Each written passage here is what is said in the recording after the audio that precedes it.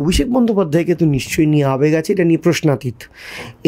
এটা নিয়ে কোনো আর্গুমেন্ট হতে পারে না যে অভিষেক বন্দ্যোপাধ্যায়কে ঘিরে তৃণমূল কংগ্রেস করে সক্রিয়ভাবে, বা অতটা তৃণমূল কংগ্রেস সক্রিয়ভাবে নয়, এই দুই সংখ্যারই যুবক যুবতীদের মধ্যে অভিষেক বন্দ্যোপাধ্যায়কে কেন্দ্র করে একটা আবেগ, একটা উত্তেজনা, একটা ভাইবস, একটা পজিটিভ ভাইবস তো ডেফিনেটলি আছে।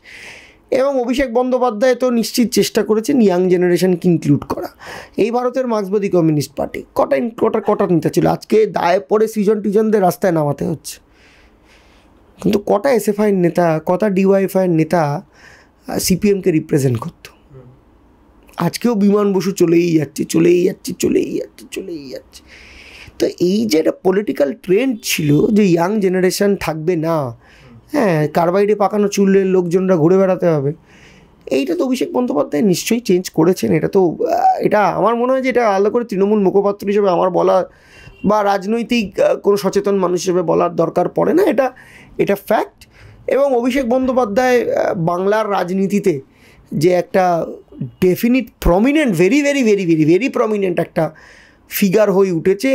এবং এমনি তো কেউ ফিগার হয়ে ওঠে না যে দেখতে সুন্দর বলে আমি রাজনীতি করব, তার অ্যাক্টিভিটি এবং তার পার্সোনালিটির মধ্যে। তো এটা নিশ্চিত অভিষেক বন্দ্যোপাধ্যায়ের একটা একটা কৃতিত্ব, যেই রাজনীতির মধ্যে একটা নবযৌবনকে নিয়ে আসা, এটা তো ডেফিনিট অভিষেক বন্দ্যোপাধ্যায়ের কৃতিত্ব।